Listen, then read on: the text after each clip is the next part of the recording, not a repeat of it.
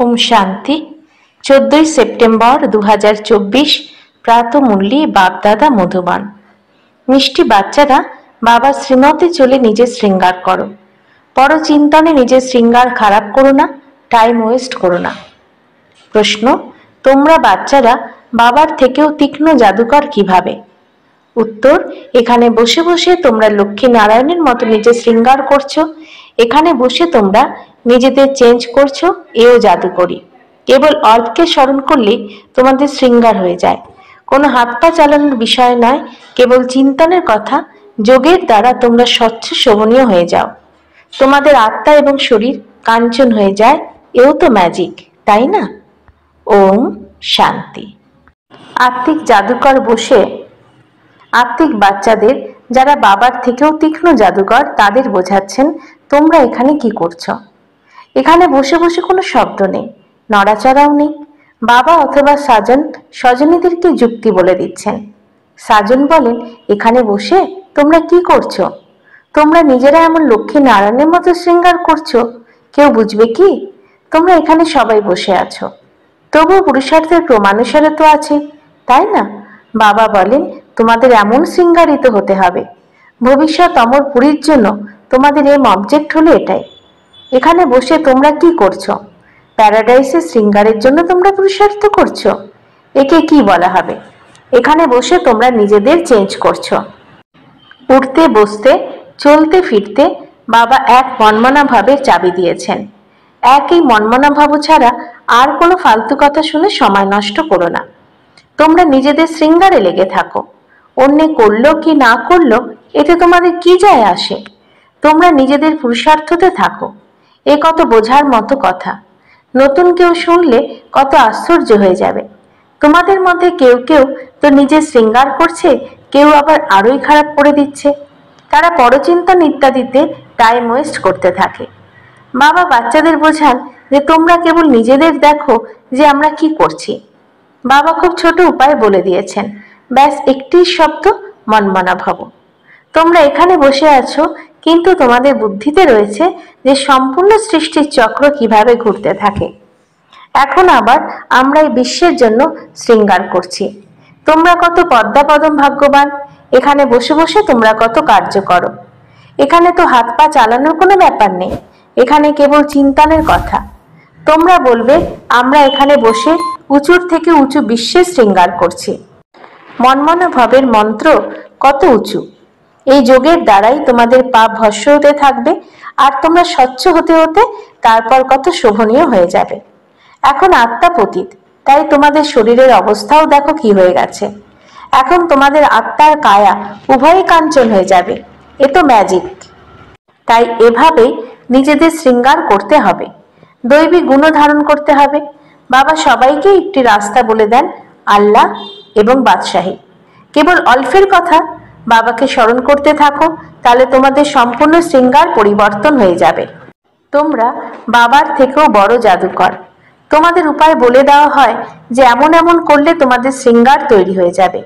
নিজের শৃঙ্গার না করলে তোমরা নিজেদের ক্ষতি করে ফেলে থাকো। এতটা তো বোঝোই আমরা ভক্তি মার্গে কি কি করতাম।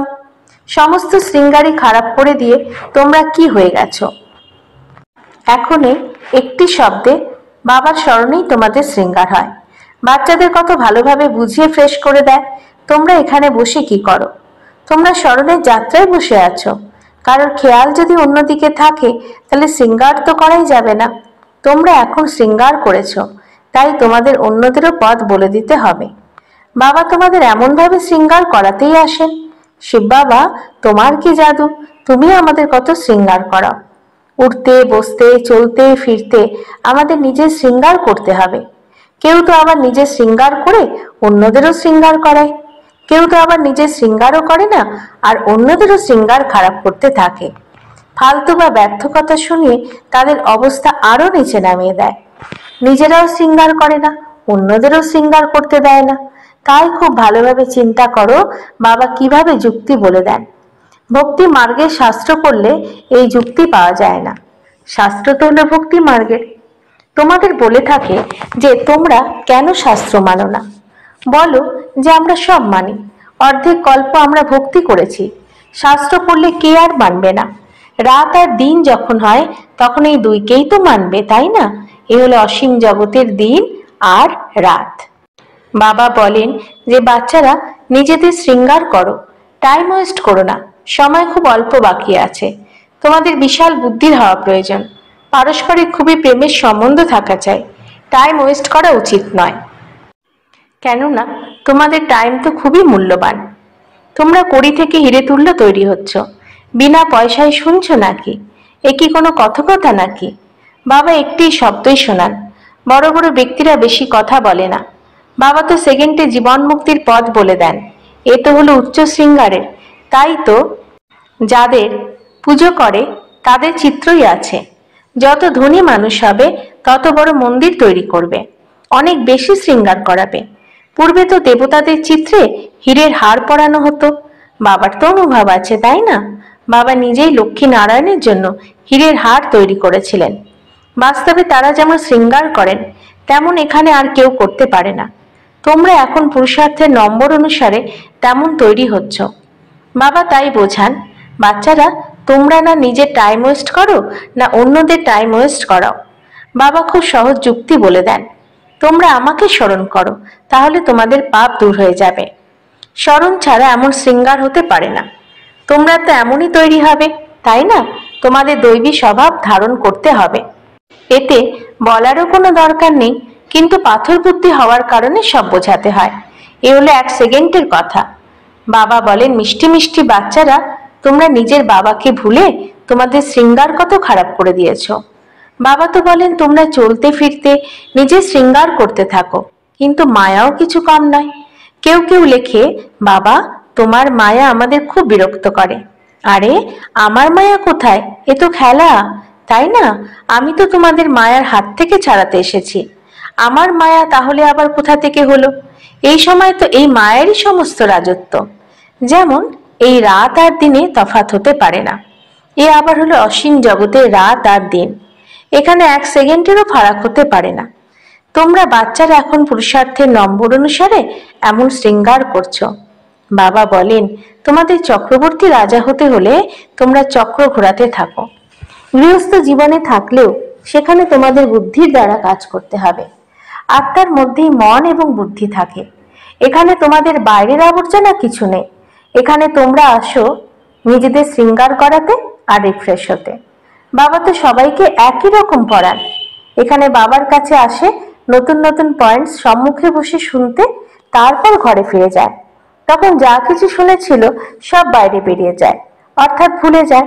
এখান থেকে বাইরে বেরিয়ে গেলেই ঝুলিয়ে ঝেড়ে ফেলে। যা শুনলো তার উপর মনন চিন্তন করে না। তোমাদের জন্য তো এখানে একান্তের জায়গা অনেক। বাইরে তো ছারপোকা ঘুরতে থাকে, তারা একে অপরকে খুন করতে থাকে আর রক্তপান করতে থাকে। বাবা তাই বাচ্চাদের বুঝিয়ে বলেন, তোমাদের এই সময় হলো অত্যন্ত মূল্যবান, একে তোমরা ওয়েস্ট করো না। নিজেদের শৃঙ্গার করার জন্য তোমরা অনেক যুক্তি পেয়েছো। আমি সকলের উদ্ধার করতে এসেছি। আমি তোমাদের এই বিশ্বের বাদশাহী প্রদান করতে এসেছি। তাই তোমরা এখন আমাকে স্মরণ করো, টাইম ওয়েস্ট করো না। কাজকর্ম করার সময়ও বাবাকে স্মরণ করতে থাকো। এতে সমস্ত আত্মারা সবাই হলো প্রিয়তম পরমপিতা পরমাত্মার প্রেমিকা। ওইসব দৈহিক জাগতিক কথা কাহিনী, হিরে রাঞ্ঝা, লায়লা মজনু ইত্যাদি তো তোমরা অনেক শুনে এসেছো। বাবা এখন বলছেন তোমরা সেই সব ভুলে যাও। ভক্তি মার্গে তোমরা আমাকে স্মরণও করেছো আর প্রতিজ্ঞাও করেছো যে আমরা তোমার হব। অনেক অনেক প্রেমিকার এক প্রিয়তম ভক্তি মার্গে বলে থাকে ব্রহ্মে লীন হয়ে যাবে। এই সবই হলো ফালতু কথা। একজনও মানুষ মোক্ষ লাভ করতে পারে না। এ তো অনাদি ড্রামা। এখানে এত সব অ্যাক্টার্স, এতে সামান্য তফাতও হতে পারে না। বাবা বলেন যে তোমরা এক অল্পকে স্মরণ করো, তাহলে তোমাদের এই শৃঙ্গার হয়ে যাবে। তোমরা এখন এমন তৈরি হচ্ছ। তোমাদের স্মৃতিতে আসে আমরা অনেকবার এমন শৃঙ্গার করেছি। বাবা আপনি গল্প গল্প আসবেন আর আমরা আপনার কাছেই শুনব। এখানে কত গুজ্জ গুজ্জ পয়েন্টস। বাবা খুব ভালো ভালো যুক্তি বলে দিয়েছেন। এমন বাবার কাছে বলিহারি যাব। আশিক মাসুকও সবাই একরকম হয় না। ইনি তো সকল আত্মার একই প্রিয়তম। এখানে দেহের কোনো কথা নেই। তোমরা কিন্তু সঙ্গম যুগে বাবার কাছ থেকে এমন যুক্তি পাও। তোমরা যেখানেই যাও না কেন, খাওয়া দাওয়া করো, বেড়াও, চাকরি করো, যাই করো না কেন, নিজে শৃঙ্গার করতে থাকো। আত্মারা সবাই এক প্রিয়তম প্রিয়তমা, ব্যাস কেবল তাকেই স্মরণ করতে থাকো। কোনো কোনো বাচ্চা বলে যে আমরা তো 24 ঘন্টাই স্মরণ করি, কিন্তু সর্বদা তো এমন কেউ করতে পারে না। খুব বেশি করে 2 বা 2.5 ঘন্টা পর্যন্ত। খুব বেশি যদি লেখে তাহলে বাবা মানেন না।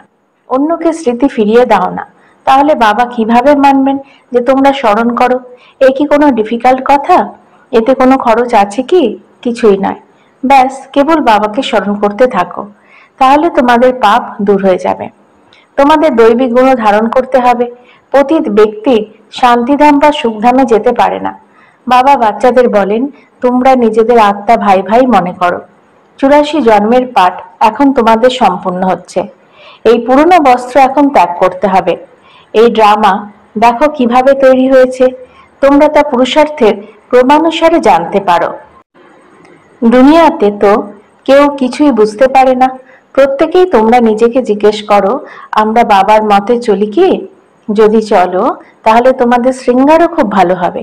একে অপরকে উল্টো কথা শুনিয়ে অথবা শুনে নিজের শৃঙ্গারও খারাপ করে দেয়, অন্যদেরও খারাপ করে দেয়। বাচ্চাদের তো এই ধুনেই লেগে থাকতে হবে যে আমরা এমন শৃঙ্গারধারী কিভাবে হব।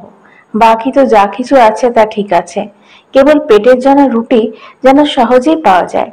বাস্তবে পেট তো বেশি চায় না, যদিও তোমরা সন্ন্যাসী, কিন্তু তোমরা রাজযোগী। না অনেক উঁচু না নিচু, খাও কিন্তু বেশি খেও না, অভ্যাস না হয়ে যায়। এই কথা একে অপরকে স্মরণ করিয়ে দাও। উত্তরাধিকার স্মরণে আছে তো?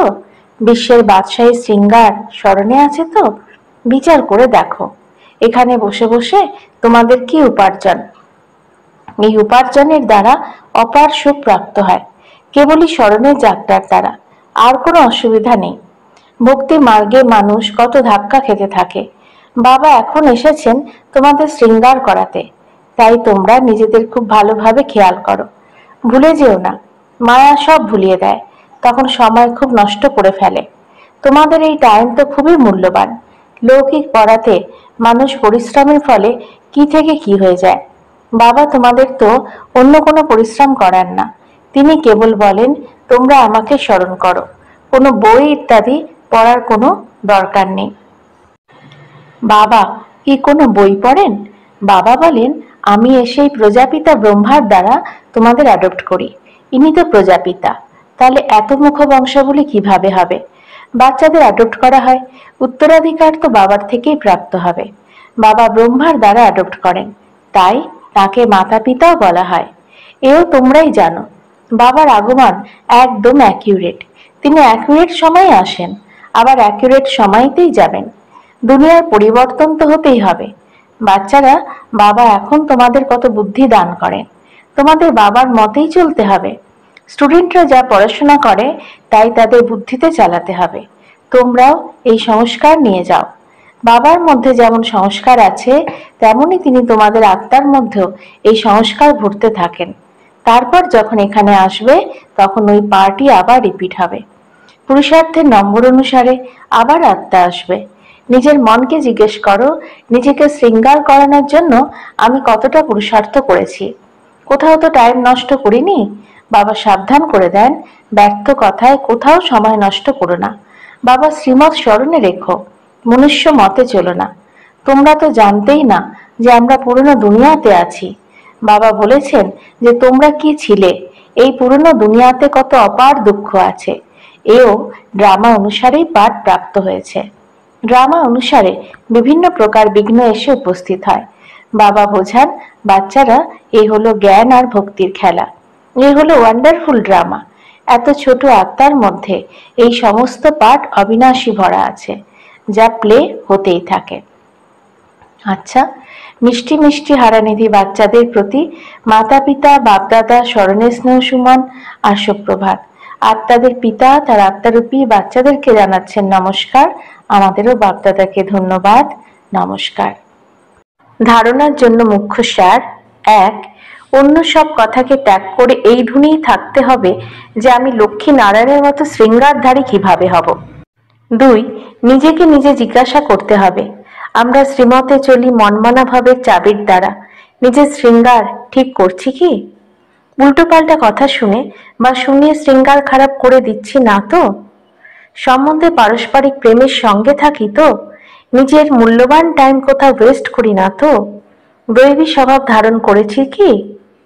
বরদান, ব্যর্থ সংকল্পের কারণ জেনে তা সমাপ্ত করে সমাধান স্বরূপ ভব। ব্যর্থ সংকল্প উৎপন্ন হওয়ার মুখ্য 2 কারণ অহংকার আর অপমান বোধ। আমার কম কেন? আমারও এই পদ পাওয়া উচিত, আমাকে প্রথমে রাখা উচিত, তাই এইসব কথায় এক তো নিজের অপমান মনে করো, অথবা কখনো অহংকার বোধ এসে যায়, নাম মান মর্যাদায় এগিয়ে যাওয়াতে, সেবাতে অহংকার বা অপমান অনুভব করা, এই হলো ব্যর্থ সংকল্পের কারণ। এই কারণকে জেনে নিবারণ করাই হলো সমাধান স্বরূপ হওয়া। স্লোগান, সাইলেন্সের শক্তির দ্বারা সুইট হোমে যাত্রা করা খুবই সহজ। ওম শান্তি।